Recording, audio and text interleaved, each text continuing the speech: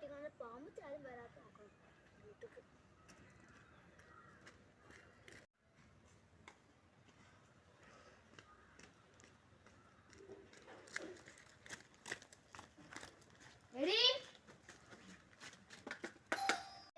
ഒരു കട്ടൻ ചായ എടുത്താ ആ തണുപ്പത്ത് പെമ്പുറന്നോടാളും ജനാലും തോന്നുന്നുണ്ട് കെടുക്കേക്കാനും. ഞാൻ പോയക്കട്ടെ. ഹായ് പറഞ്ഞ പോലെ തന്നെ അതാ ജനാല വന്നു.